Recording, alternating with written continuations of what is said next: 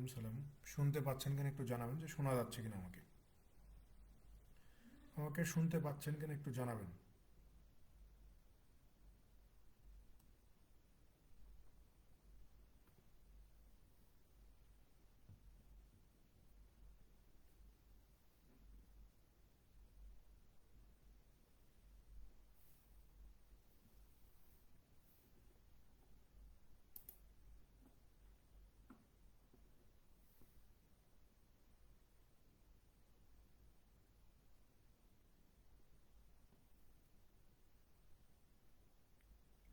শোনা যাচ্ছে।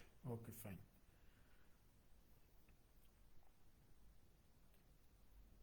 দেখেন, আজকে আমরা সিকিউরিটি প্রিন্টিং প্রেস কর্পোরেশনের অ্যাসিস্ট্যান্ট ম্যানেজারের প্রশ্নটা সমাধান করব। এখানে 20টার মতো প্রশ্ন আছে। হ্যাঁ, 20টার মতো প্রশ্ন আছে, এবং সুখের কথা হচ্ছে যে এখানে প্রশ্নগুলো ছিল বাংলা মাধ্যমে। ঠিক আছে, ইংরেজিতে প্রশ্ন ছিল না। গণিতের প্রশ্নগুলো বাংলাতেই ছিল। সো প্যারা নেওয়ার কোনো দরকার নাই আজকে। দেখেন, এবং প্রশ্নগুলো খুব সহজ, এবং সহজ প্রশ্ন। এখানে বলা হচ্ছে 1 নম্বরে যে তালহা উত্তর দিকে 40 মিটার গেল, পরে বাম দিকে ঘুরে 30 মিটার গেল, আবার বাম দিকে গেল 40 মিটার, এবং সব শেষে বাম দিকে ঘুরে গেল 40 মিটার। যাত্রা অবস্থা থেকে তার সোজাসুজি দূরত্ব কত? যাত্রা অবস্থা থেকে তার সোজাসুজি দূরত্ব কত, এটা বের করতে হবে। তো এই দিক নির্ণয়ের আমরা অনেক ম্যাথই করে আসছি লাস্ট 9টা ক্লাসে, তাই না? তো এটা একটা কমন টাইপের প্রশ্ন, যে এই টাইপের প্রশ্ন বিআইবিএম দিচ্ছে। তাহলে এটা যদি নর্থ হয়, এটা সাউথ, এটা হচ্ছে ইস্ট, এটা হচ্ছে ওয়েস্ট। তো বলতেছে যে তালহা উত্তর দিকে 40 মিটার যাবে। তাহলে আমি যদি ধরি যে তালহার স্টার্টিং পয়েন্ট হচ্ছে এটা, এখান থেকে সোজা সে উত্তর দিকে গেল 40 মিটার। তারপরে বলতেছে পরে বাম দিকে ঘুরে 30 মিটার গেল। তাহলে এখানে যাওয়ার পর বাম দিকে ঘুরে সে এই যে 30 মিটার গেল, আবার বাম দিকে ঘুরে, তাহলে এটার বাম কোনটা? এই যে এটা। এই বাম দিকে ঘুরে সে আবার কত যাবে? বলতেছে যে 40 মিটার যাবে, এবং সব শেষে বাম দিকে ঘুরে গেল 40 মিটার। এখানে আসার পরে বাম কোনটা? এখানে যখন আসছে তখন আবার বাম দিকে ঘুরে 40 মিটার যাবে। এখানে আসার পর এটার বাম হচ্ছে এইটা, এখান থেকে ঘুরে 40 মিটার চলে যাবে। তাহলে আপনি খেয়াল করেন যে এই পয়েন্টটা থেকে এই পয়েন্ট পর্যন্ত যদি 40 মিটার হয়, আবার এই পয়েন্ট থেকে এই পয়েন্ট পর্যন্ত আমরা ওপরেরটা দেখে বলতে পারি কত? 30। তাহলে এখান থেকে এতটুকু যদি 30 হয়, তাহলে এখান থেকে এতটুকু, এটা কত হবে? 10 হবে না? তো প্রশ্নে তো এটাই বলতেছে যে তার যাত্রা বস্থা থেকে সোজাসুজি দূরত্ব কত, অর্থাৎ যেখান থেকে যাত্রাটা শুরু করছে, এখান থেকে যাত্রা শুরু করছে, এখানে যাত্রা শেষ হয়েছে, তাহলে এখান থেকে এখান পর্যন্ত দূরত্ব কত? এই যে 10 মিটার। আনফর্চুনেটলি এখানে প্রশ্নে সঠিক উত্তর দেওয়া ছিল না, এখানে দেওয়া ছিল 0 মিটার, এখানে খুব সম্ভবত 10 মিটার হবে। প্রশ্নে এটা বোধহয় প্রিন্টিং মিস্টেক ছিল। ঠিক আছে, উত্তর হচ্ছে 10 মিটার। উত্তর 10 মিটার। যে যাত্রা শুরুর স্থান থেকে তার সোজাসুজি দূরত্ব হবে 10 মিটারের।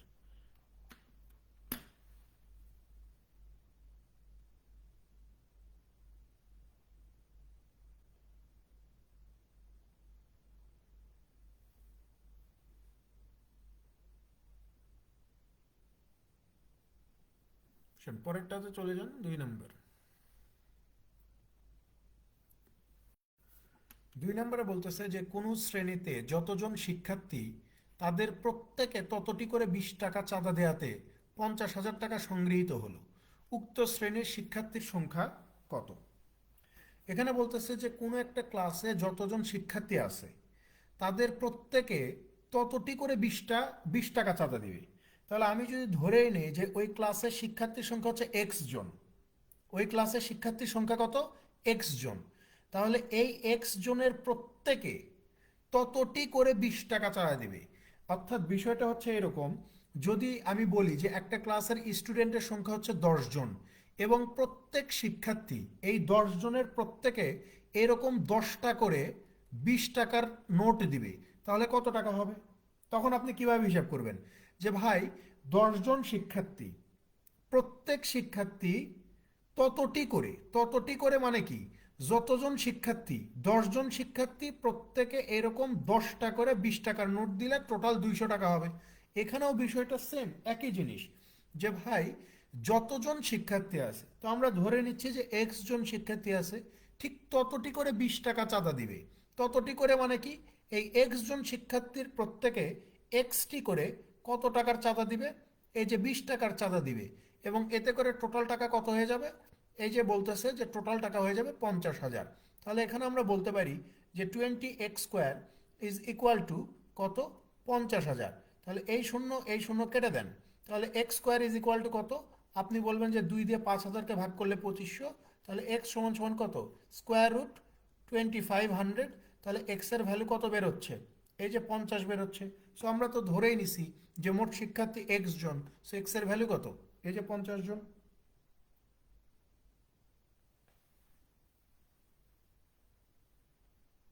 হ্যাঁ, প্রশ্ন বাংলা দিয়ে হয়েছে।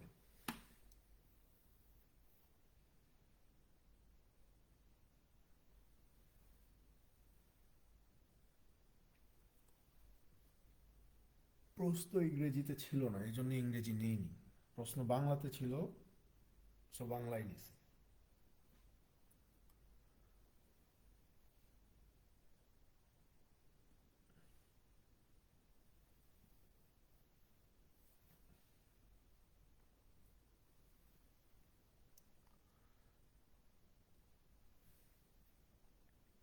পরেরটাতে চলে যান, 3 নম্বর।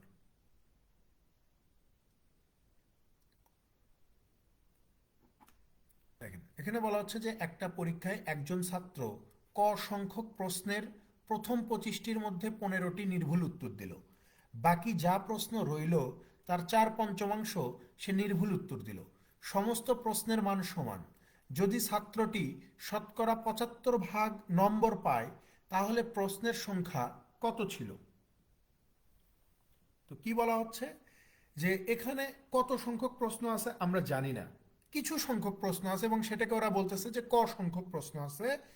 এই ক সংখ্যক প্রশ্নের প্রথম 25টার মধ্যে 15টা সে সঠিক উত্তর দেয়।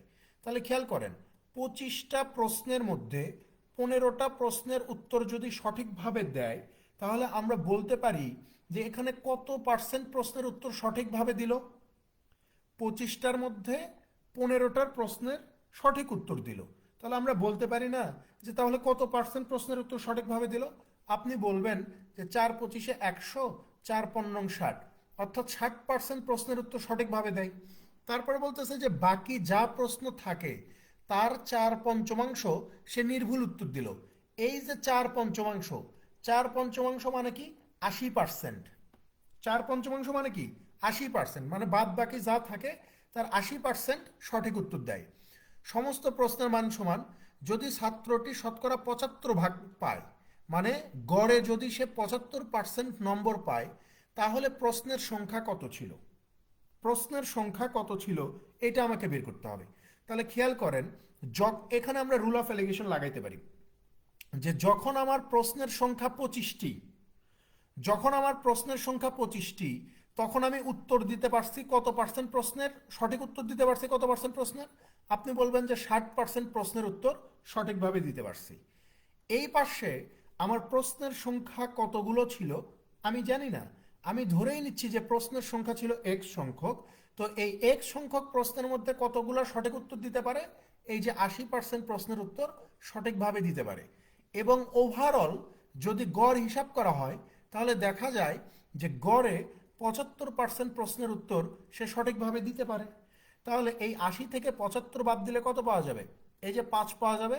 75 থেকে 60 বাদ দিলে 15 পাওয়া যাবে। এদেরকে আমরা একটু ছোট করে লিখতে পারি যে 5 × 5, 3×5 = 15। তাহলে এখানে যে অনুপাতটা আমাদের বের হয়েছে, 1:3 যে বের হয়েছে, এই 1:3 মূলত এখানে এই যে প্রশ্নের সংখ্যার অনুপাত, যে এই 1 দ্বারা মূলত আমরা বুঝাচ্ছি এই 25কে, যে এখানে 1 যদি 25 গুণ হয়ে 25 হইতে পারে, তাহলে অনুপাতের এই উত্তর রাশি এই 3ও কি হবে, আপনি বলবেন যে ভাইয়া এই 3ও 25 গুণ হয়ে এই যে এক্স এর মান হয়ে যাবে 75, 3×25 = 75। তার মানে এই যে এখানে এক্স সংখ্যক প্রশ্নের উত্তর, মানে এক্স সংখ্যক প্রশ্নের মধ্যে 80% প্রশ্নের উত্তর সঠিকভাবে দিতে পারে, এই এক্স এর মানই কত, 75। তো প্রশ্নে জিজ্ঞাসা করছে যে টোটাল প্রশ্নের সংখ্যা কত।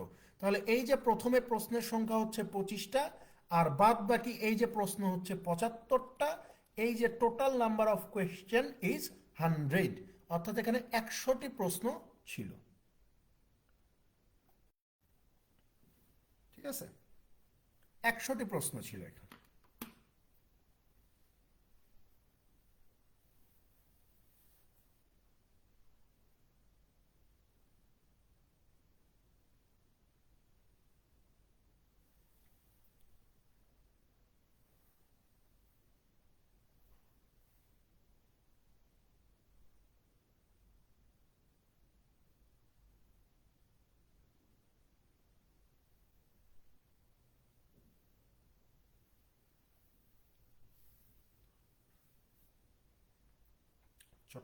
চট্টগ্রামে যাব, দেখি। যারা ঢাকায় আছেন তারা চলে আসবেন 17 তারিখ। 17 তারিখে সেন্ট্রাল লাইব্রেরির সামনে থাকবো মোটামুটি, বলতে পারেন একদম 2টা 3টা পর্যন্ত থাকবো। 17 তারিখ ঢাকা ইউনিভার্সিটি সেন্ট্রাল লাইব্রেরির সামনে।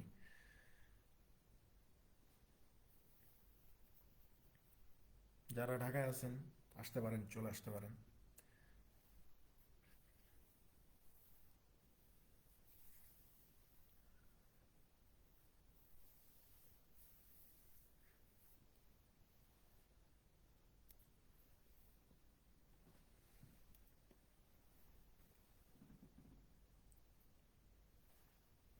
পরেরটাতে চলে যান, 3 নম্বর।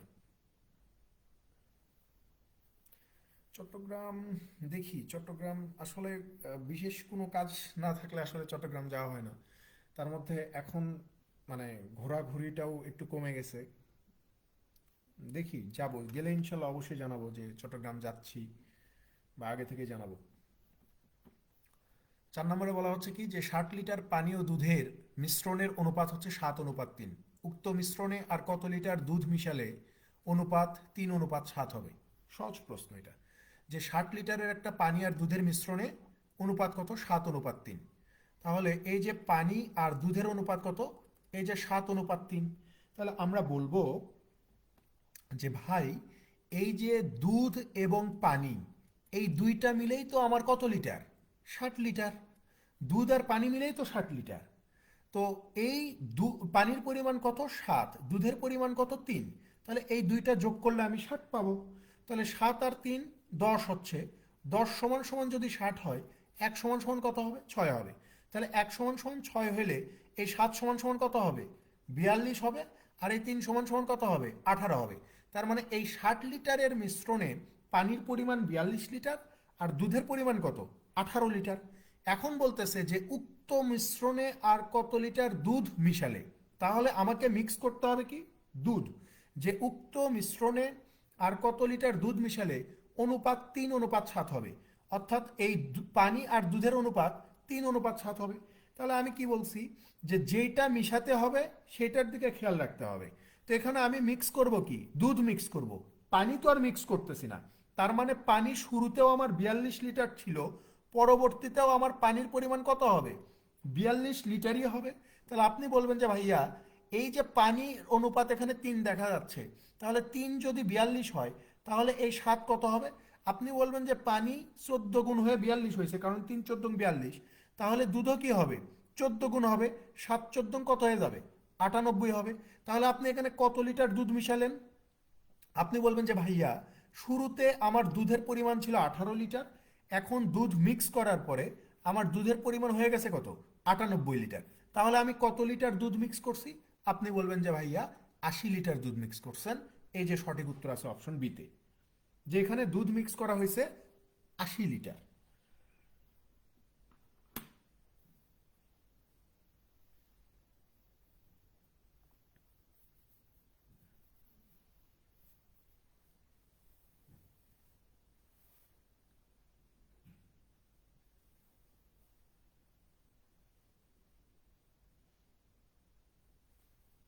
না, মাস্টার ক্লাসে যায় না, কারণ বগুড়া থেকে যে আসলে ক্লাস নেওয়াটা খুবই টাফ। চট্টগ্রাম যাইতে বগুড়া থেকে মোটামুটি 12-13 ঘন্টা সময় লাগে। 12-13 ঘন্টা জার্নি করে যে মানে দাঁড়ায় থেকে ক্লাস নেওয়াটা মানে আসলে সম্ভব না, কোনো মানুষের পক্ষে সম্ভব না, আমার পক্ষে আরো সম্ভব না।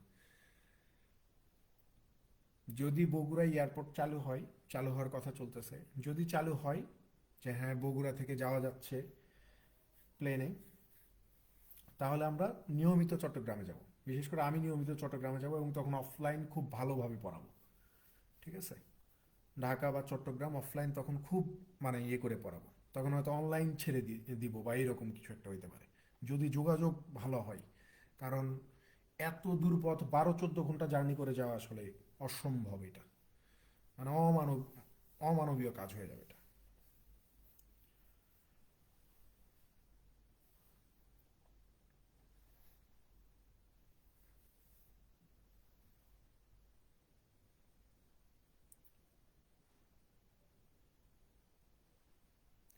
পরেরটাতে আসেন, 5 নাম্বার। দেখেন, এখানে বলা হচ্ছে যে কোনো সম্পত্তির 3/8 অংশের মালিক তার নিজ অংশের 2/3 অংশ 5,040 টাকায় বিক্রি করলে ওই দরে সমস্ত সম্পত্তির 2/3 দাম কত? দেখেন, এখানে প্রশ্নে ফ্র্যাকশন থাকা মানে আমাদের জন্য একটু সুবিধা, যে এখানে এই যে একটা ফ্র্যাকশন আছে 3/8, আরেকটা ফ্র্যাকশন আছে কত 2/3, আরেকটা ফ্র্যাকশন আছে কত 2/3, এবং ওই মানুষটার টোটাল সম্পত্তির পরিমাণটা কত এটা আমরা জানি না। ওই মানুষটার টোটাল সম্পত্তি কত এটা জানি না। সো এইটাকে আমরা ধরে নিব। কি ধরবো? এই যে 8 এবং 3-এর যেই লসাগু সেটা ধরবো। সো 8 আর 3-এর লসাগু কত হবে? 24 হবে। তাহলে আমি ধরেই নিচ্ছি যে ওই মানুষটার মোট সম্পত্তির পরিমাণ কত? 24। এখন বলতেছে এই সম্পত্তির 3/8 অংশের মালিক, তাহলে এই 24-এর 3/8 কত? আপনি বলবেন যে 9। 24-এর 3/8 অংশের মালিক তার নিজ অংশের 2/3, নিজ অংশ মানে কত? এই যে 24-এর থেকে 3/8 অর্থাৎ 9 অংশ সম্পত্তি পাইছে, এই 9 অংশ সম্পত্তির 2/3 সম্পত্তি। তাহলে 9-এর 2/3 কত হবে? আপনি বলবেন যে 6 হবে। বলতেছে যে এই 2/3 সম্পত্তি 5,040 টাকায় বিক্রি করে দিছে। অর্থাৎ এই যে 9-এর 2/3 মান হচ্ছে 6, এই 6-এর মানটাই কত? এই যে 5,040। ঠিক আছে? তো জিজ্ঞাসা করছে যে ওই দরে সমস্ত সম্পত্তির 2/3 দাম কত? তো সমস্ত সম্পত্তি হচ্ছে আমার 24, তাহলে 24-এর 2/3 কত হবে? আপনি বলবেন যে 16 হবে। তাহলে 6-এর মান যদি 5,040 হয়, তাহলে এই 16-র মানটা কত হবে এটা বের করতে হবে। তাহলে 5,040 গুণন হচ্ছে 16 ডিভাইডেড হচ্ছে 6। তাহলে 5 4 9। তাহলে আমরা 2 এখানে 8 বার দেই, 2 এখানে 3 বার দেই। 3 এটার ভিতরে কতবার যাবে? 3 × 16 = 48, 3 8 = 24, 1680। 1680-র সাথে 8 গুণ করলে কত হবে? 0। 8 8 64, 4 হাত থেকে 6, 6 8 48, 4 52, 2 হাতে হাতে থাকে কত? 5, 8 কে 8 5 13। এখানে ভুল করলাম হিসাব। 3 × 16 = 48, হাতে থাকে 2, 2 আর 4 24, 3 8 24 হাতে 0। তাহলে এই যে 0, 8 8 64, 4 হাতে থাকে 6, 6 8 48, 6 কত? 54, 4 হাতে থাকে 5, 8 8 আর 5 কত? এই যে 13,444। এটাই হচ্ছে এই প্রশ্নের সঠিক উত্তর, যে ওই টোটাল সম্পত্তির 2/3 দাম কত হবে? এই যে 13,440 টাকা। মানে 6 অংশ, টোটাল সম্পত্তি হচ্ছে 24, তার 3/8 মানে হচ্ছে 9, এই 9-এর 2/3 মানে হচ্ছে 6, এই 6 অংশ বিক্রি করছে 5,040 টাকা দিয়ে। তাহলে পুরো সম্পত্তির 2/3 অর্থাৎ 16 অংশের দাম কত? সো 16 অংশের দাম হিসাব করে আমরা বের করলাম কত? 13,440 টাকা।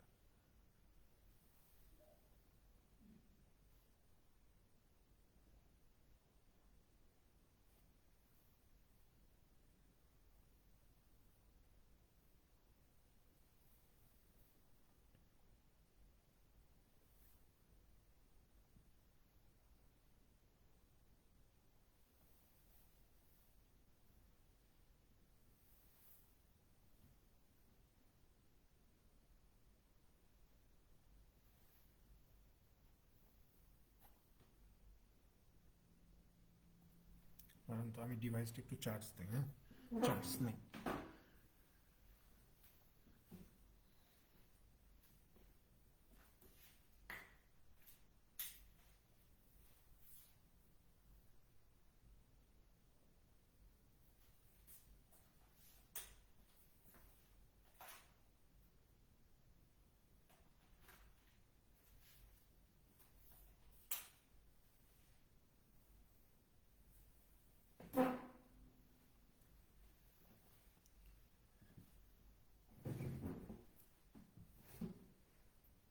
আসেন পরেরটাতে চলে যান, 6 নম্বর।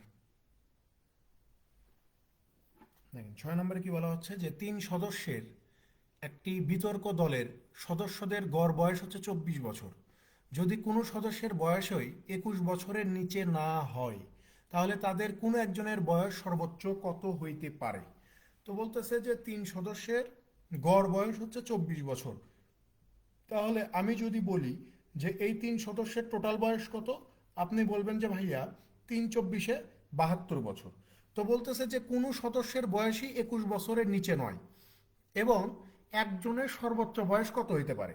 তাহলে আমরা কি ধরবো যে ভাই, এই যে 3 জনের মধ্যে কারো বয়সই যদি 21 বছরের নিচে না হয় এবং একজনের যদি সর্বোচ্চ বয়স বের করতে হয়, তাহলে এই যে মিনিমাম বয়স হচ্ছে 21, এইটাকে আমরা 2 জনের বয়স ধরবো।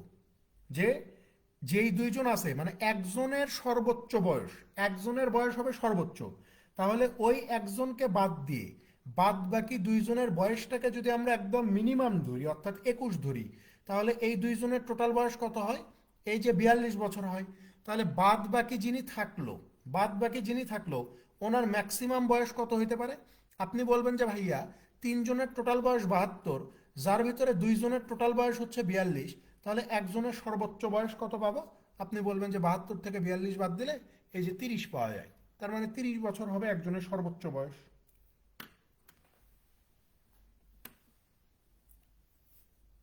একজনের সর্বোচ্চ বের করতে গেলে বাদ বাকি যারা থাকবে তাদের সকলেরটার মানে মিনিমাম ভ্যালু ধরতে হবে।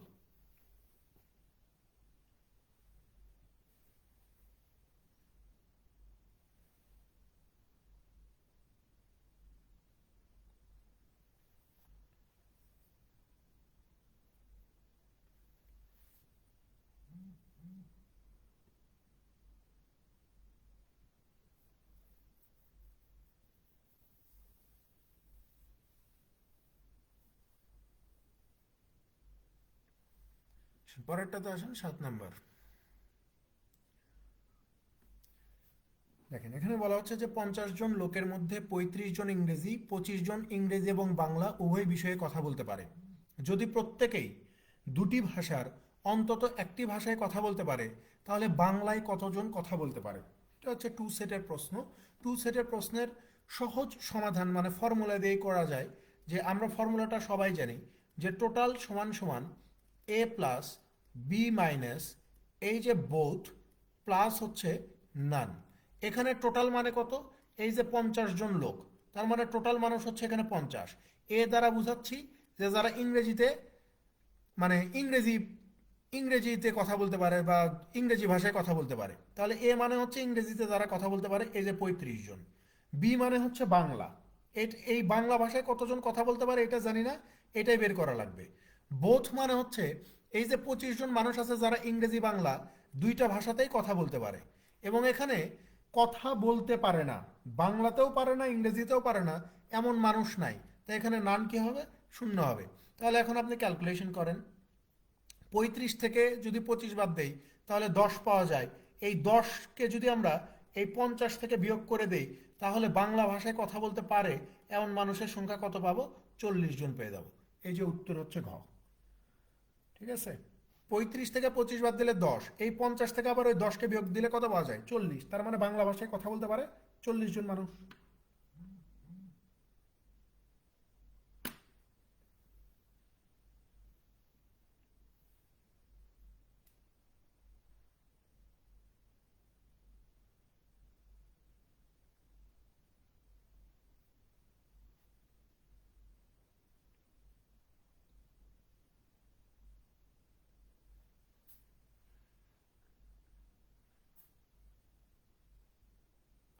পরেরটাতে চলে যান, 8 নম্বর।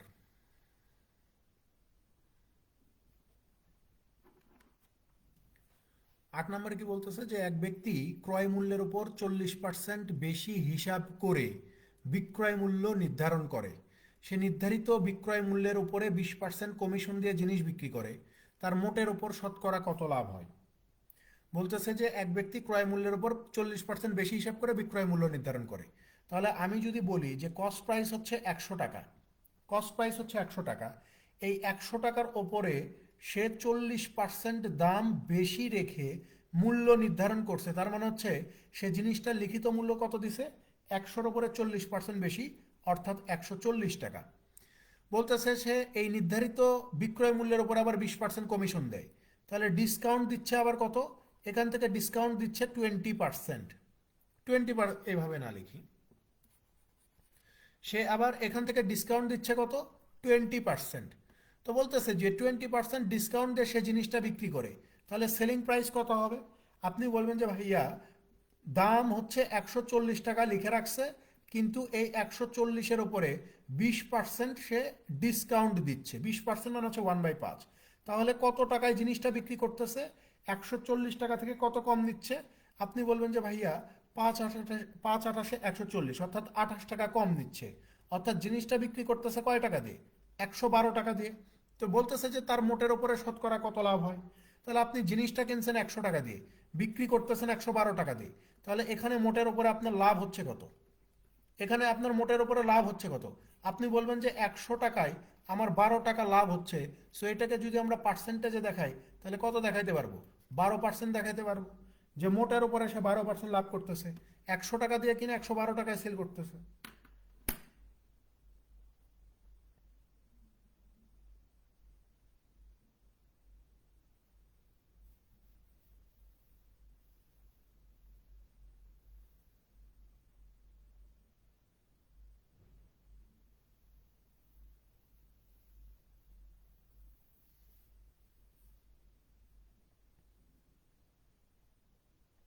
পরেরটাতে চলে যান, 9 নম্বর।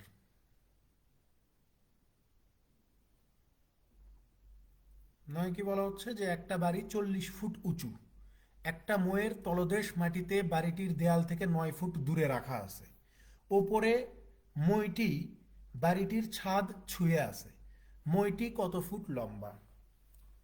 বলতেছে যে একটা বাড়ি 40 ফুট উঁচু, আমি ধরেই নিচ্ছি যে এই যে এইটা হচ্ছে ধরে নেন 40 ফুট, ঠিক আছে, এইটা ধরে নেন যে ভূমি, এটা হচ্ছে বাড়ির ছাদ, এটা হচ্ছে বাড়ির ভূমি বা বেজ, আর এটা হচ্ছে বাড়ির ছাদ।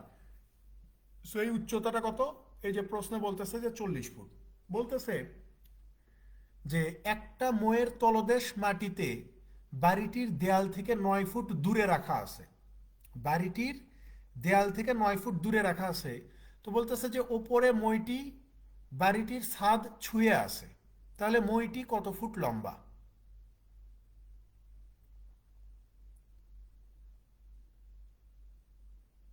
আচ্ছা, একটি মইয়ের তলদেশ মাটিতে বাড়িটির দেয়াল থেকে 9 ফিট দূরে রাখা আছে, আচ্ছা ওকে ফাইন। এখানে বলা হচ্ছে যে এই যে এইটা হচ্ছে দেয়াল, এই দেয়াল থেকে ঠিক 9 ফিট দূরে, ধরে নেন যে 9 ফিট এতটুকু, 9 ফিট দূরে এই মইটা রাখা আছে, তাহলে এখান থেকে এখান পর্যন্ত দূরত্ব কত, 9 ফিট। তো মইটা আবার কি অবস্থায় আছে, এরকম এই যে বাড়ির ছাদে হচ্ছে মইয়ের মাথাটা, আর মইয়ের নিচের অংশটা আছে কোথায়, এই যে এই পয়েন্টে আছে। তো বলতেছে যে এই যে মইটা আপনি হেলান দিয়ে রাখছেন, এই যে হেলান দিয়ে রাখছেন, এই মইটার উচ্চতাটা তাহলে কত হবে, বা মইটা লম্বাই কতখানি, এটা বের করেন।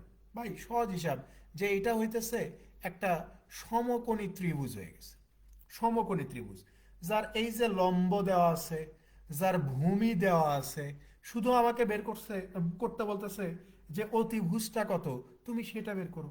তো আমরা তো জানি যে সমকোণী ত্রিভুজের এই যে অতিভুজ অর্থাৎ এস স্কোয়ার সমান সমান এই যে এ বি স্কোয়ার, অর্থাৎ এই যে 40 square plus BC square, BC মানে কত, এই যে 9 স্কোয়ার। তাহলে এই যে এস স্কোয়ার সমান সমান কত, আপনি বলবেন যে ভাইয়া 1600, 9 9 হচ্ছে 81, তাহলে এসি সমান সমান কত হবে, √1681। তাহলে এসি ইজ ইকুয়াল টু কত, আমরা সবাই জানি যে 1600-র উপরে স্কোয়ার রুট করলে 40, আর 1681-র উপরে স্কোয়ার রুট করলে এই যে 41 পাওয়া যায়। তাহলে এই যে সমকোণী ত্রিভুজের যে অতিভুজ বা ময়ের যে লম্বার মানে ময়ের যে দৈর্ঘ্য, সেটা কত, 41, ঠিক আছে। আবার এইটা খুব সহজেই করা যায়, যদিও এই ট্রিপলেটটা খুব বেশি ব্যবহার হয় না, বাট মানে এটা হচ্ছে একটা স্পেশাল ট্রিপলেট, এরকম অনেকগুলো ট্রিপলেট আছে। মানে যদি জানা থাকে আপনি দেখার সাথেই বুঝতে পারবেন যে সমকোণী ত্রিভুজের মানে পিথাগোরাসের একটা ট্রিপলেট হচ্ছে এরকম, যে 9 40 41। সো এখানে 9, এখানে 40 দেখা মাত্রই 41 মাথায় আসবে, যে এটা নয় এটা 40, তার মানে এটা 41 হবে। ঠিক আছে, এটা যে মাথায় রাখতে হবে এমন না, যে আপনার যদি ধরলাম যে এটা মনে নাই, জানা নাই, কিছুই নাই, সমস্যা নাই, আপনি তো এটা প্রয়োগ করতে পারবেন। এটা প্রয়োগ করলে আপনি উত্তর পেয়ে যাবেন যে ভাই মইটার মানে দৈর্ঘ্য হচ্ছে 41 ফিট। বোঝা গেছে?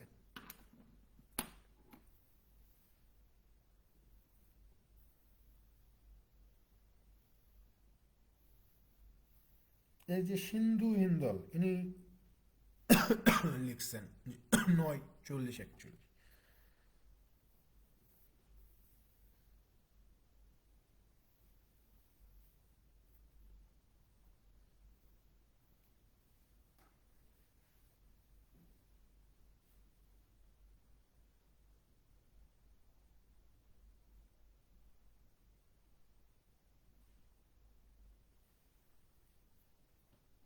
পরেরটাতে চলে যান, 10 নম্বর।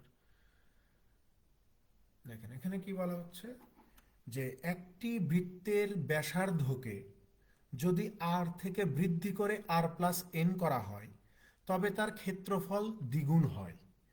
আর এর মান কত? একটা বৃত্তের ব্যাসার্ধকে আর থেকে বৃদ্ধি করে যদি আপনি আর প্লাস এন করেন তাহলে ক্ষেত্রফল দ্বিগুণ হয়ে যাবে। তো বলতেছে যে আর এর মানটা কত, এটা বের করেন।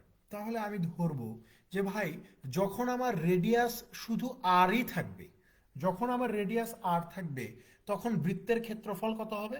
আপনি বলবেন যে ভাইয়া পাই আর স্কোয়ার হবে। কিন্তু যখন বৃত্তের ব্যাসার্ধটা আর প্লাস এন হয়ে যাবে তখন বৃত্তের ক্ষেত্রফল কত হবে? আপনি বলবেন যে ভাইয়া পাই ইন্টু আর প্লাস এন হোল স্কোয়ার হয়ে যাবে। তো বলতেছে যে যখন আর প্লাস এন হয়ে যাবে তখন ক্ষেত্রফলটা দ্বিগুণ হয়। তো আমরা যদি এই দুইটা ক্ষেত্রফলকে ইকুয়েট করতে চাই তাহলে এই যে আপনি ব্যাসার্ধ যখন এন বৃদ্ধি করে দিয়েছেন মানে আর প্লাস এন করছেন তখন তো এই ক্ষেত্রফল এমনিতেই বেড়ে গেছে। তো এই যে বেড়ে গেল, কত বেড়ে গেল? বলতেছে যে দ্বিগুণ বেড়ে গেল। তাহলে আমরা যদি আগের ক্ষেত্রফলের সাথে বর্তমান ক্ষেত্রফলটাকে সমান করে দিতে চাই তাহলে এই যে দ্বিগুণ মানে এই ক্ষেত্রফলটা যে দ্বিগুণ হয়েছে এই দুই গুণটাকে আমরা আগের ক্ষেত্রফলের সাথে গুণ করে দিব। তাতে করে আমার আগের ক্ষেত্রফল আর নতুন ক্ষেত্রফল এই দুইটা সমান হবে। সো এখান থেকে আমরা এই যে পাই আর পাইকে কেটে দিতে পারি।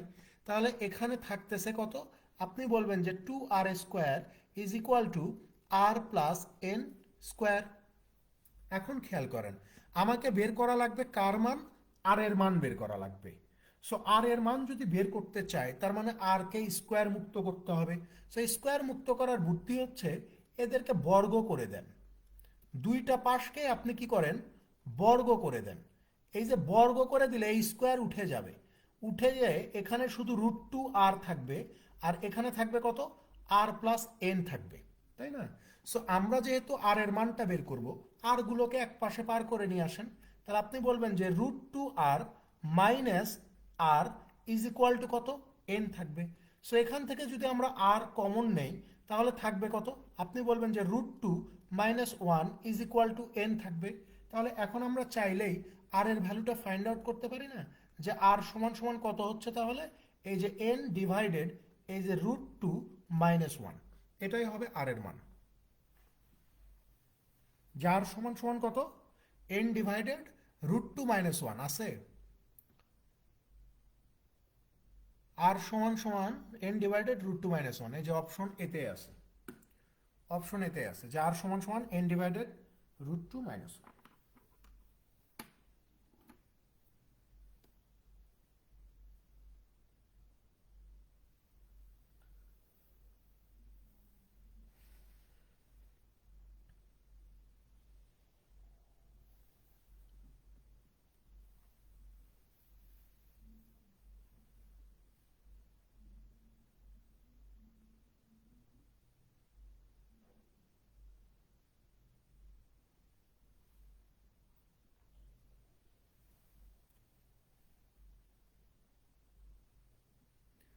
পরেরটাতে চলে যান।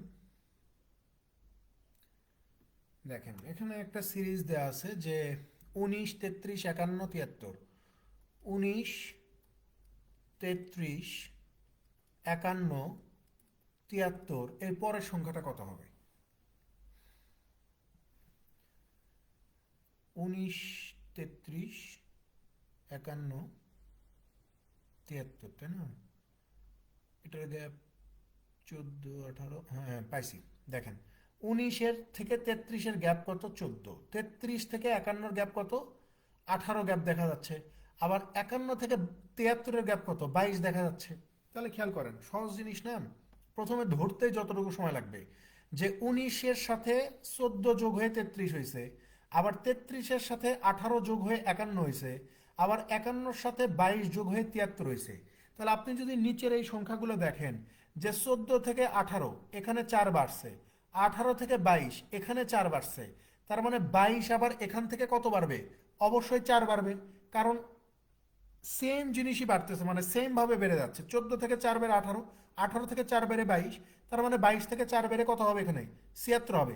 তার মানে 73-এর সাথে যদি আমরা এই 26-কে যোগ দেই, তাহলে আমরা পরবর্তী সংখ্যাটা কত পেয়ে যাব? 70, 20, 90, 96, 3 এই যে 99। তার মানে পরবর্তী সংখ্যাটা আমার কত হবে? এই যে 99 হবে।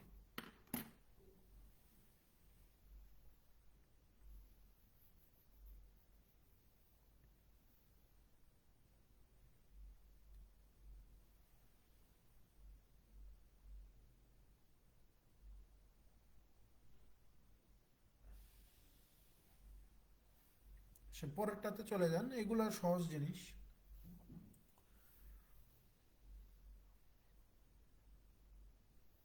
দেখেন এখানে বলা হচ্ছে যে কোন ভগ্নাংশটির মান সবচেয়ে বড়, মানে নিচে 4টা ভগ্নাংশ দেওয়া আছে, সবচেয়ে বড় কোনটা সেটা বের করতে হবে। এগুলো অনেকভাবে করা যায়, ঠিক আছে? কেউ কেউ পার্সেন্টেজের হিসাবে করে, কেউ কেউ এই যে নিচের এইগুলার লসাগু করবে, করে তারপরে করবে। সো এখানে যেহেতু সংখ্যাগুলো খুব সহজ, আমরা পার্সেন্টেজ অনুপাতেই করতে পারি। কারণ আমরা জানি যে 3/10 মানে কত? 30%। 2/5 মানে কত? 40%। 4/15 মানে কত? 15 দিয়ে 100-কে ভাগ করেন, কতবার যাবে? 6 বার যাবে। 6 বার যাবে। 6-এর সাথে 4 গুণ করে দেন, তার মানে এটা 24 দশমিক সামথিং কিছু একটা, আমি ধরে নিচ্ছি যে 24%। আর 7/20 মানে কত? 20 দিয়ে 100-কে ভাগ করে দেন 5, 5-এর সাথে 7 গুণ করলে কত হয়ে যাবে? এই যে 35% হয়ে যাবে। তাহলে এখানে সবচেয়ে বড় ফ্র্যাকশন কোনটা দাঁড়াচ্ছে? এই যে 40%। 40% কোথায় আছে? অপশন বিতে আছে। মূল কথা এখানে আমি যে কাজটা করছি, এই যে 3/10 এটার সাথে 100 গুণ করছি, আবার এই যে 2/5 এটার সাথে আমি 100 গুণ করছি, আবার এই যে 4/15 এটার সাথে আমি 100 গুণ করছি, আবার এই যে 7/20 এটার সাথে আমি 100 গুণ করছি। এই যে দেখেন 5 বার, 5 সাথে এখানে হচ্ছে 35%। 15 এইটার ভিতরে যাবে 6 বার, দশমিক নিব না, 6 বার যাবে। 4 6 কত? 24%। 5 এটার ভিতরে 20 বার, 20 দুগুণে কত? এই যে 40%। 10 এটার ভিতরে 10 বার, 3 10 কত? এই যে 30%। তাহলে এখানে সবচেয়ে বড় ভ্যালু কোথায় পাওয়া যাচ্ছে? এই যে এখানে পাওয়া যাচ্ছে। সো এখানে অপশন বি হবে এই প্রশ্নের সঠিক উত্তর, যে 2/5 হচ্ছে সবচেয়ে বড় ফ্র্যাকশন।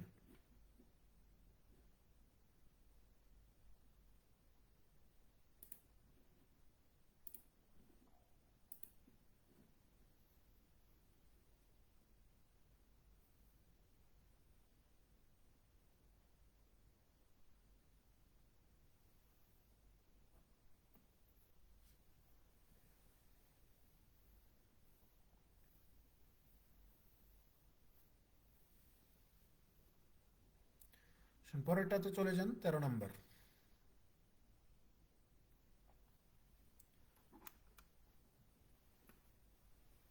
দেখেন 13তে কি বলা হচ্ছে, যে যদি ককে 8 দিয়ে ভাগ করার পর ভাগশেষ 5 হয়, তাহলে নিচের কোন সংখ্যাটি জোড় নয়? বলতেছে যে এই যে ক, এই ককে যদি আমরা 8 দিয়ে ভাগ করি, ভাগ করার পর ভাগশেষ যদি 5 হয়, তাহলে নিচের কোনটা জোড় সংখ্যা নয়? তাহলে এখানে কর মানটা কত, আগে এইটা বের করতে হবে, যে ক সমান সমান কত। আপনি ভাই চোখ বন্ধ করে বলে দিতে পারবেন, মানে এটার চোখ বন্ধ করে মানে কি, সহজ উপায় হচ্ছে, আপনাকে যখন এই যে এই কর মান আপনাকে বের করতে হবে, তখন আপনি জাস্ট এরকম চিন্তা করবেন, যে এখানে ভাগফল যেটা, এটাকে 1 ধরবেন, জাস্ট 1, আর কিছুই না। 1 ছাড়া অন্য কোনো কিছুই ধরবেন না।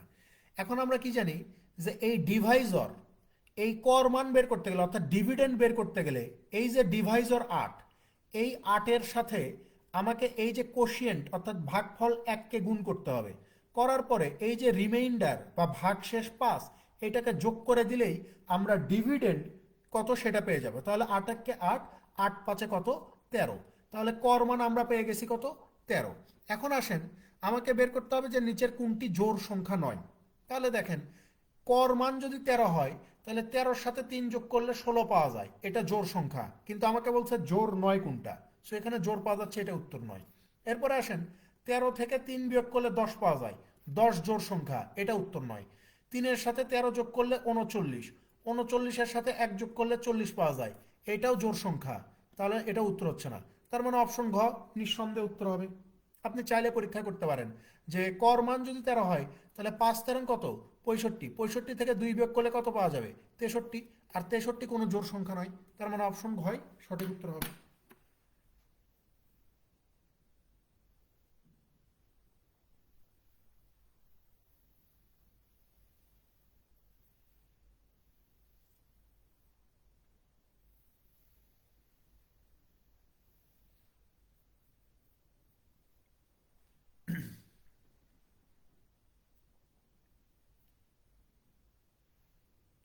পরেরটাতে চলে যান, 14 নম্বর।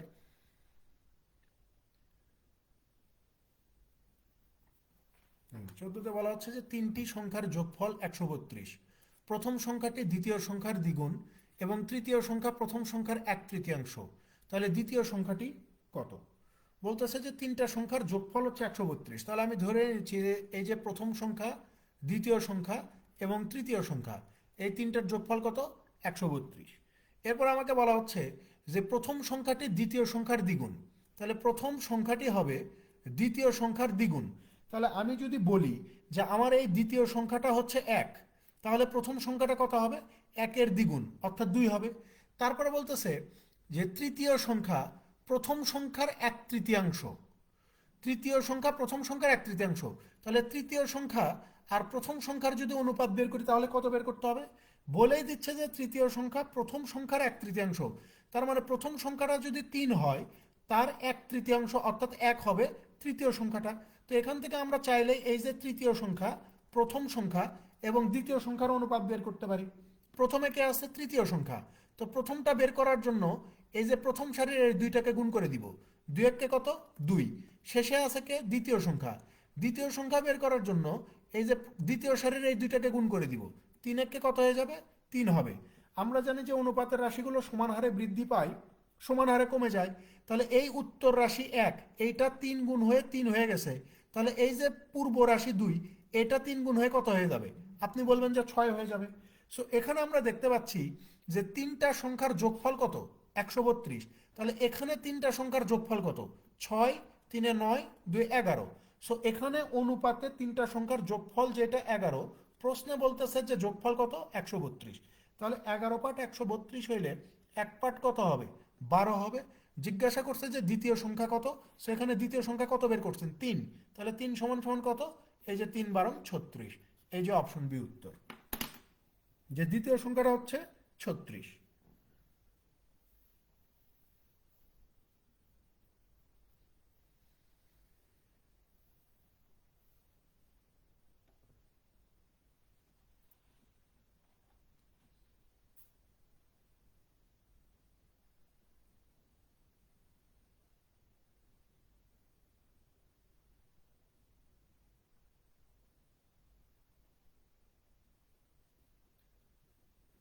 পরেরটাতে চলে যান, 15 নম্বর।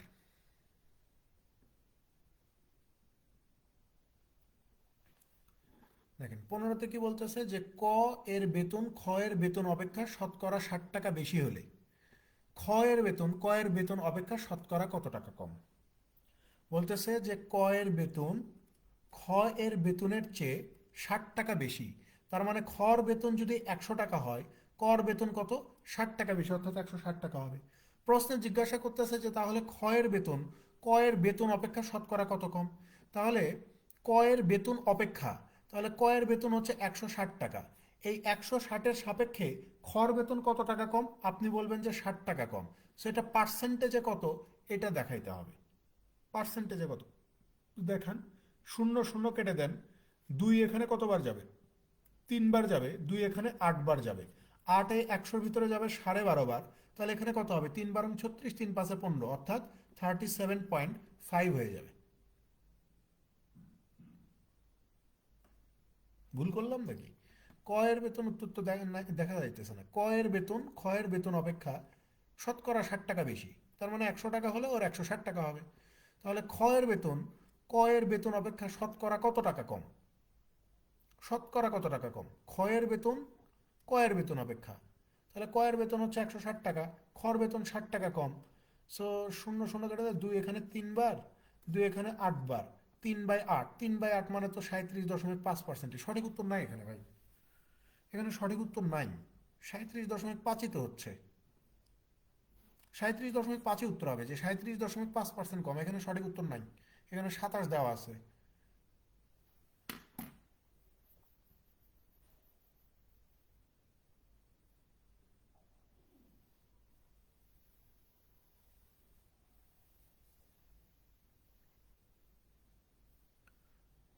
আমার মনে হচ্ছে যে এটাই বোধহয় 37.5 হবে, হয় আমার টাইপিস্ট ভুল করছে, না হলে প্রশ্নতে মানে প্রশ্নতেই ভুল ছিল, আমি জানি না। এখানে 27.5 আছে, আমার মনে হচ্ছে যে আমার টাইপিস্ট ভুল করছে, কারণ আমার টাইপিস্টের এরকম ঝামেলা আছে। ঠিক আছে, এটাই বোধহয় 37.5 টাকা হবে, সামথিং কিছু একটা। 27-এর জায়গায়, 37-এর জায়গায় বোধহয় 27 লিখছে, না হলে প্রশ্নতেই ভুল আছে।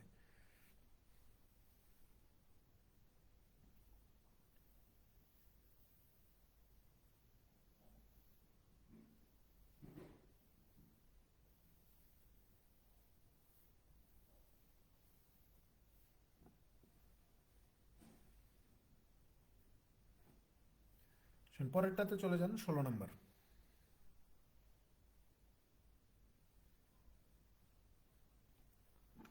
দেখেন 16তে কি বলা হচ্ছে, যে তিন বন্ধু একত্রে সমান আহার করলো। প্রথম ও দ্বিতীয় বন্ধুর কাছে যথাক্রমে 12টি ও 9টি রুটি ছিল। তৃতীয় বন্ধু রুটির পরিবর্তে 35 টাকা দিল। প্রথম ও দ্বিতীয় বন্ধু রুটির মূল্য বাবদ কত টাকা পাবে? কথা বুঝছেন? তিনজন বন্ধু সমান খাবার খাবে, প্রথম বন্ধুও যতটুকু খাবে, দ্বিতীয় বন্ধুও ততটুকু খাবে, তৃতীয় বন্ধুও ততটুকু খাবে। তো বলতেছে যে প্রথম বন্ধুর কাছে আছে 12টা, আর দ্বিতীয় বন্ধুর কাছে আছে 9টা রুটি। তাহলে টোটাল রুটি আছে কয়টা? 12 9 21টা। তাহলে তিনজন মানুষ যদি সমান সংখ্যক খায়, তাহলে প্রত্যেকে কয়টা করে রুটি খাবে? 7টা। যে প্রথম বন্ধু 7টা খাবে, দ্বিতীয় বন্ধু 7টা খাবে, তৃতীয় বন্ধু 7টা খাবে। কিন্তু কথা হচ্ছে যে প্রথম বন্ধু কয়টা দিবে, দ্বিতীয় বন্ধু কয়টা দিবে, এবং তৃতীয় বন্ধু এই রুটি বাবদ তো 35 টাকা পে করছে। তাহলে একটা রুটির দাম কত? আপনি বলতে পারেন যে তৃতীয় বন্ধুর কাছে কোনো রুটি ছিল না, এ 7টা রুটি এই প্রথম দুইটা বন্ধুর কাছ থেকে 35 টাকা দিয়ে কিনে নিছে। তাহলে 7টা রুটির দাম যদি 35 টাকা হয়, তাহলে একটা রুটির দাম কত? 5 টাকা। প্রথম বন্ধুর কাছে কত ছিল? 12টা। তো 12টা থেকে যদি এ 7, মানে প্রথম বন্ধু যদি 7টা খেয়ে ফেলে, তাহলে এই 12টা থেকে 5টা এ তৃতীয় বন্ধুকে দিয়ে দিবে। আর দ্বিতীয় বন্ধুর কাছে রুটি ছিল 9টা, এই 9টা থেকে যদি সে 7টা খায়, তাহলে এই 9টা থেকে 2টা সে তার তৃতীয় বন্ধুকে দিয়ে দিবে। তার মানে দ্বিতীয় বন্ধু রুটি বাবদ কত টাকা পাবে? আপনি বলবেন যে দ্বিতীয় বন্ধু 2টা রুটি দেয়, একটা রুটির দাম 5 টাকা হইলে দ্বিতীয় বন্ধু পাবে 5 × 2 = 10 টাকা। আর প্রথম বন্ধু যেহেতু এখান থেকে 5টা রুটি দেয়, একটা রুটির দাম 5 টাকা হলে প্রথম বন্ধু কত পাবে? 5 × 5 = 25 টাকা। তাহলে এই যে প্রথম এবং দ্বিতীয় বন্ধু রুটি বাবদ কত টাকা পাবে? একজন পাবে 25, একজন পাবে 10। কোথায় আছে? এই যে অপশন সিতে, যে 25 টাকা এবং 10 টাকা।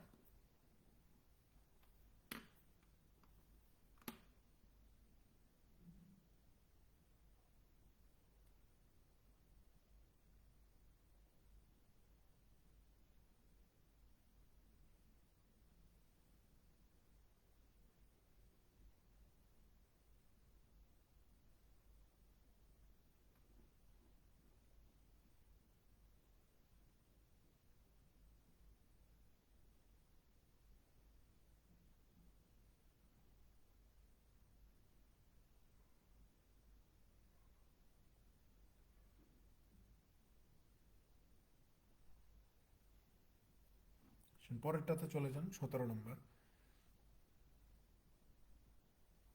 দেখেন সহজ জিনিস, এখানে বলা হচ্ছে যে পানি ভর্তি একটি বালতির ওজন 12 কেজি। বালতির অর্ধেক পানি ভর্তি থাকলে তার ওজন দাঁড়ায় 7 কেজি। খালি বালতির ওজন কত? দেখেন এখানে বিষয়টা হচ্ছে এরকম যে আপনার প্রথম বন্ধুর কাছে 12টা রুটি আছে, দ্বিতীয় বন্ধুর কাছে 9টা রুটি আছে, তৃতীয় বন্ধুর কাছে কয়টা রুটি আছে জানা নাই, কিন্তু তৃতীয় বন্ধু এই রুটি বাবদ 35 টাকা দিবে। এবং প্রশ্নে বলাই হচ্ছে যে এই তিন বন্ধু সমান খাবার খাবে। তো সমান খাবার কি, খাবার তো আছেই রুটি, তাহলে টোটাল রুটি আছে কয়টা? আপনি বলবেন যে ভাইয়া এখানে টোটাল রুটি হচ্ছে 12 + 9, 21টা রুটি আছে, 21টা রুটি আছে। তাহলে সবাই যদি সমান সংখ্যক খাবার খায়, তাহলে এই যে তিনজন মিলে তাহলে খাবে কয়টা রুটি? 21টা রুটি। তাহলে একজন খাবে কয়টা? 7টা রুটি। তার মানে প্রথম বন্ধু খাবে 7টা, দ্বিতীয় বন্ধু খাবে 7টা, তৃতীয় বন্ধু খাবে কয়টা? 7টা। এখন প্রথম বন্ধুর কাছে তো রুটি ছিল না, তাহলে এ রুটি পাইলো থেকে? আপনি বলবেন যে ভাই সরি, তৃতীয় বন্ধুর কাছে তো রুটি ছিল না, এ পাইলো থেকে? আপনি বলবেন যে ভাই প্রথম জনের কাছে 12টা ছিল, এই 12টা থেকে সে 7টা নিজে খাইছে, আর বাকি থাকে যে 5টা, এই 5টা সে এই তৃতীয় জনকে দিয়ে দিছে। আবার দ্বিতীয় বন্ধুর কাছে ছিল 9টা, এই 9টা থেকে সে 7টা খাইছে, বাকি থাকে যে 2টা, সেটাই তৃতীয় বন্ধুকে দিয়ে দিছে। তার মানে তৃতীয় বন্ধু প্রথম বন্ধুর কাছ থেকে পাইছে 5টা, আর দ্বিতীয় বন্ধুর কাছ থেকে পাইছে 2টা। এই 5 আর 2 মিলেই রুটি কয়টা? 7টা। তো এর কাছে রুটি ছিল না, এই 7টা রুটি যে সে খাইলো, এই 7টা রুটি খাওয়ার জন্য সে তার এই প্রথম বন্ধু এবং দ্বিতীয় বন্ধুকে 35 টাকা দিছে। তার মানে আমরা বলতে পারি যে ভাই 7টা রুটির দাম যদি 35 টাকা হয়, তাহলে একটা রুটির দাম কত? আপনি বলবেন যে 35/7 = 5 টাকা। তো প্রশ্নে বলতেছে যে তাহলে রুটি বাবদ প্রথম বন্ধু আর দ্বিতীয় বন্ধু কত টাকা পাবে? তাহলে একটা রুটির দাম যদি 5 টাকা হয়, তাহলে দ্বিতীয় বন্ধু তৃতীয় বন্ধুকে কয়টা রুটি দিছে? 2টা। তো একটার দাম 5 টাকা হলে এই 2টা রুটির জন্য সে কত টাকা পাবে? এই যে 10 টাকা পাবে। আবার এই প্রথম বন্ধু তৃতীয় বন্ধুকে কয়টা রুটি দিছে? 5টা। একটা রুটির দাম যদি 5 টাকা হয়, তাহলে এই 5টা রুটি বাবদ প্রথম বন্ধু কত টাকা পাবে? 5×5 = 25 টাকা।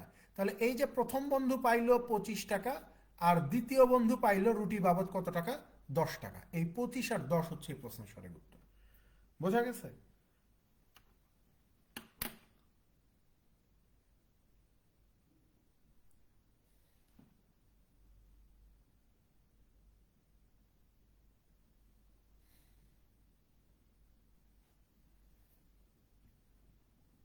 আসেন পরেরটাতে চলে যান। এখানে বলা হচ্ছে যে পানি ভর্তি একটা বালতির ওজন হচ্ছে 12 কেজি। বালতির অর্ধেক পানি ভর্তি থাকলে তার ওজন দাঁড়ায় 7 কেজি। তো খালি বালতির ওজন কত? তাহলে আমি ধরে নিচ্ছি যে বালতির ওজন হচ্ছে বি এবং পানির ওজন হচ্ছে ডব্লিউ। এই দুইটা যখন মানে বালতিটা যখন পানি ভর্তি থাকবে, তখন এই খালি বালতি আর পানির ওজন কত হবে? এই যে 12 কেজি হবে। বালতির ওজন তো আপনার পানি থাকলেও যা, না থাকলেও তা, অর্থাৎ বালতির ওজন হচ্ছে আমার সেম থাকবে দুই ক্ষেত্রেই। আর দ্বিতীয় ক্ষেত্রে বলতেছে যে বালতিটা যদি অর্ধেক পানি থাকে, তার মানে পানি আগে পুরোটা ছিল, এখন যদি অর্ধেক থাকে, তাহলে খালি এই বালতি আর হচ্ছে অর্ধেক পানির ওজন কত দাঁড়াবে? এই যে 7 কেজি দাঁড়াবে। আমরা যদি বিয়োগ করে দেই, বি বি কেটে যাবে, তাহলে এখানে হাফ সমান সমান কত হবে? 12 থেকে 7 বিয়োগ করলে 5 হবে। তাহলে এই যে ডব্লিউ সমান সমান কত হবে? আপনি বলবেন যে ডব্লিউ সমান সমান হবে 5×2 এই যে 10। তাহলে আপনি আমাকে এখন বলতে পারেন যে খালি বালতির ওজন কত? এটা তো ইজিলি বের করা যাবে। হ্যাঁ, বের করা যাবে, কারণ আমরা জানি যে বালতি আর হচ্ছে পানির টোটাল ওজন কত? 12। তার ভিতরে পানির ওজন আমি অলরেডি বের করে ফেলছি যে পানির ওজন 10। তাহলে এই যে বালতি প্লাস 10 যদি 12 হয়, তাহলে খালি বালতির ওজন ধরছিলাম 2 কেজি, তাহলে বি থেকে বির মান আমি বের করতে পারবো না? এই 12 থেকে 10 বিয়োগ করলে কত পাওয়া যায়? 2 পাওয়া যায়। তার মানে খালি বালতির ওজন কত হবে? এই যে 2 কেজি হবে।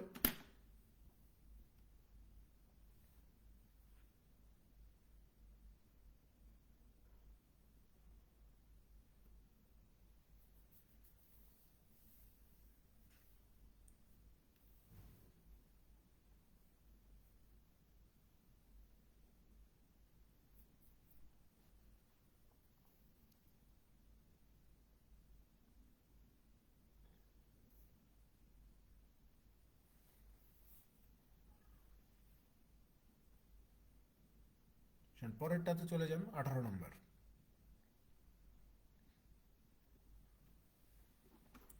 দেখেন এখানে বলা হচ্ছে যে লিটু একটা কাজ 10 দিনে, রিটু 15 দিনে করতে পারে। তারা একদিনে একত্রে কাজ করে 250 টাকা পায়। লিটু কত টাকা পাবে? সহজ হিসাব, টাইম অ্যান্ড ওয়ার্কের এর আগেও আমরা ম্যাথ করে আসছি। এখানে বলা হচ্ছে যে লিটু একটা কাজ 10 দিনে করবে আর রিটু ওই কাজটা 15 দিনে করবে। তাহলে টোটাল কাজের পরিমাণ কত? আমি কি বলছিলাম যে টোটাল কাজের পরিমাণ কিভাবে বের করতে হবে? এই 10 দিন আর 15 দিনের লসাগু করতে হবে, অর্থাৎ এই যে 30 ইউনিট হচ্ছে আমার টোটাল কাজের পরিমাণ। তাহলে এদের এখন ইফিসিয়েন্সি লাগবে, লিটু এবং রিটুর ইফিসিয়েন্সি কত? আপনি বলবেন যে লিটু 10 দিনে করতে পারে 30 ইউনিট, তাহলে একদিনে যত কাজ করতে পারবে সেটাই তার ইফিসিয়েন্সি। 10 দিনে 30 করতে পারলে একদিনে কত করতে পারবে? এই যে 3×10=30, অর্থাৎ 3 ইউনিট করতে পারবে। এবার আসেন রিটুর ইফিসিয়েন্সি কত? 15 দিনে 30 ইউনিট কাজ করতে পারলে একদিনে কত করবে? আপনি বলবেন যে ভাই এই যে 15×30, অর্থাৎ 2 ইউনিট করতে পারবে। তো বলতেছে যে তারা যদি কাজ করে 250 টাকা পায়, তাহলে লিটু কত টাকা পাবে? একটা জিনিস সর্বদা মাথায় রাখবেন যে টাকার অংশ বণ্টিত হবে তাদের ইফিসিয়েন্সি অনুযায়ী, তাদের ইফিসিয়েন্সি অনুযায়ী। তাহলে লিটু এবং রিটু দুইজনের ইফিসিয়েন্সি টোটাল কত? আপনি বলবেন যে 3 আর 2 5। তাহলে আমাদের এখানে যেটা 5, এইটা সমান সমানই প্রশ্নের টাকার পরিমাণ কত হবে? এই যে 250 টাকা, তাহলে 1 = কত হবে? আপনি বলবেন যে 50। জিজ্ঞাসা করছে যে লিটু কত টাকা পাবে, তাহলে লিটুর ইফিসিয়েন্সি কত? 3। তাহলে এই 3 = কত? এই যে 3×50 150 টাকা পাবে। কোথায় উত্তর আছে? ঘতে, যে লিটু পাবে 150 টাকা। যে যতটুকু কাজ করবে টাকাও সে ততটুকুই পাবে। এখানে 3 আর 2 মানে টোটাল ইফিসিয়েন্সি হচ্ছে 3 আর 2 5, তাহলে এই 5 অনুযায়ী টাকা বণ্টিত হবে। অর্থাৎ টোটাল একদিনে তারা কাজ করছে 5 ইউনিট, এই 5 ইউনিটের মধ্যে লিটু করছে 3 ইউনিট, তাহলে এই টাকা অর্থাৎ এই যে 250 টাকা এটা বণ্টিত হবে মানে এই যে 3/5 এই অনুযায়ী। ঠিক আছে, তাহলে এটা ক্যালকুলেশন করলে 50, 3×50 কত হয়ে যায়? এই যে 150 হয়ে যায়।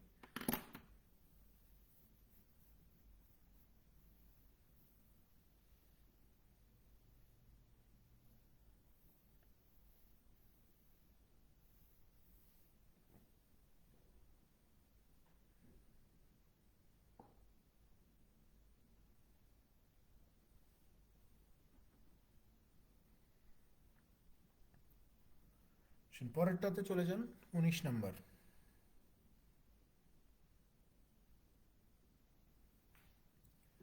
দেখেন 19-এ কি বলতেছে যে একটা পরীক্ষায় ইংরেজি বিষয়ে 30% পরীক্ষার্থী পাশ করেছে।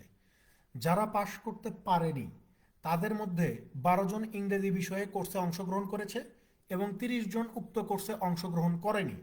কতজন পরীক্ষার্থী পরীক্ষায় অংশগ্রহণ করেছে? তাহলে আমরা জানি না যে কতজন পরীক্ষার্থী অংশগ্রহণ করছে, যেহেতু পার্সেন্টেজের অঙ্ক, আমরা ধরেই নিচ্ছি যে টোটাল পরীক্ষার্থীর সংখ্যা হচ্ছে 100 জন। এই 100 জনের মধ্যে কিছু মানুষ পাশ করছে আর কিছু মানুষ ফেল করছে। তো বলতেছে যে 100 জনে পাশ করছে কত? 30 জন। 30 জন যদি পাশ করে তাহলে ফেল করছে কত? 70 জন। এখন এই 70 জনের মধ্যে আবার দুইটা ভাগ আছে, কেউ কেউ কোর্সে অংশগ্রহণ করছে আর কেউ কেউ অংশগ্রহণ করেনি। তো বলতেছে যে এই 70 মানে এখানে পার্সেন্ট ধরি আমরা, পার্সেন্ট ধরি, হ্যাঁ পার্সেন্ট, যে এই 70%-এর মধ্যে 12 জন ফেল করলেও ইংরেজি বিষয়ের কোর্সে অংশগ্রহণ করছে, আর 30 জন আছে যারা কোর্সে অংশগ্রহণ করেনি। তার মানে এই 70%কে আবার দুইটা ভাগে ভাগ করা হয়েছে, দুইটা ভাগে ভাগ করা আছে, যে এই 70%-এর মধ্যে যারা আছে তাদের 12 জন ইংরেজির কোর্সে অংশগ্রহণ করছে আর 30 জন ইংরেজির কোর্সে অংশগ্রহণ করেনি। তাহলে এই টোটাল 70%-এর মানটা আমার কত হচ্ছে? আপনি বলবেন যে 12 আর 30 42 হচ্ছে। সো 12 আর 30 যদি 42 হয়, আমাকে বলতেছে যে ওই পরীক্ষায় কতজন পরীক্ষার্থী অংশগ্রহণ করছে? তা আমরা তো ধরে নিছি যে টোটাল পরীক্ষার্থী হচ্ছে 100%। তাহলে 100%-এর মান কত হবে? এই যে 42 × 100 ডিভাইডেড 70, 0 0 কেটে দেন, এখানে 6 বার, 6 × 10 কত? এই যে 60 জন। যে ওই পরীক্ষায় মোট অংশগ্রহণ করছে 60 জন শিক্ষার্থী।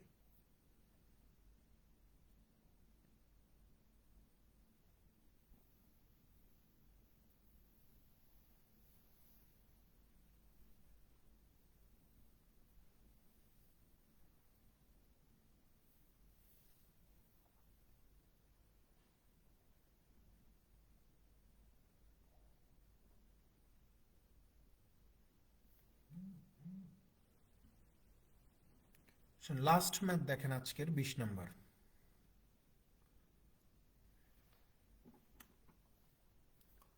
দেখেন 20-এ কি বলা হচ্ছে যে যদি 10% সুদে 3,000 টাকা এবং 8% সুদে 2,000 টাকা বিনিয়োগ করা হয়, তাহলে মোট বিনিয়োগের ওপরে শতকরা কত সুদ পাওয়া যাবে? মোট বিনিয়োগের ওপরে শতকরা কত সুদ পাওয়া যাবে এটা বের করতে হবে। তাহলে আমরা দেখি যে 3,000 টাকার ওপরে আমরা 10% কত সুদ পাই? এই 2 শূন্য কেটে দেন, 30 × 10 = 300 টাকা সুদ পাই। তারপরে এই যে 2,000 টাকা বিনিয়োগ করে আমরা সুদ পাই কত? এই যে বলে দিচ্ছে যে 8%। তাহলে 2,000-এর 8% কত? আপনি বলবেন যে 160 টাকা। সো প্রশ্ন আমাদেরকে কি জিজ্ঞাসা করতেছে যে তাহলে মোট বিনিয়োগের ওপরে শতকরা কত সুদ পাওয়া যাবে? মোট বিনিয়োগ কত? এই যে 3,000 আর 2,000, মোট বিনিয়োগ হচ্ছে 5,000 টাকা। এই 5,000-এর উপরে আমি সুদ পাইছি কত? 300 আর 160, অর্থাৎ 460 টাকা।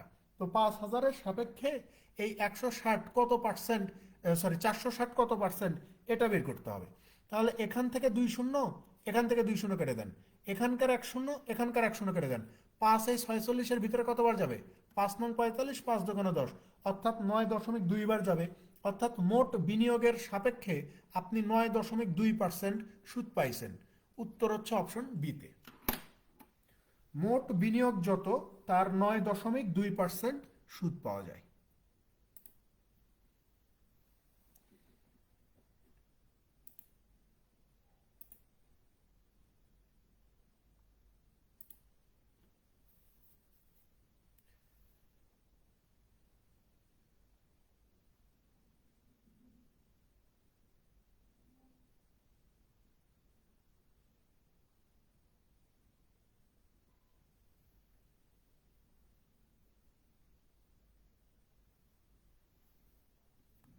তো এই হচ্ছে আমাদের আজকের পড়াশোনা। আজকের প্রশ্নগুলো সহজ ছিল, নবম গ্রেডের প্রশ্ন হিসেবে প্রশ্ন খুবই ইজি।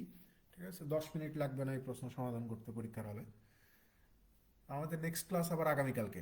আমরা আগামীকালকে থেকে আমাদের নবম গ্রেডের প্রশ্নগুলো শেষ, মানে সরকারি ব্যাংকের যে নবম গ্রেডের পরীক্ষা এগুলা শেষ। আমরা আগামীকাল থেকে আবার 10ম গ্রেডের অর্থাৎ অফিসার আর ক্যাশ অফিসারের প্রশ্নগুলো লাগাতার সলভ করতে থাকবো। ঠিক আছে, এরপরে বেসরকারি ব্যাংকেরগুলো সলভ করবো। তো দেখা হবে ইনশাল্লাহ আগামীকালকের ক্লাসে। ভালো থাকবেন সবাই। আল্লাহ হাফেজ।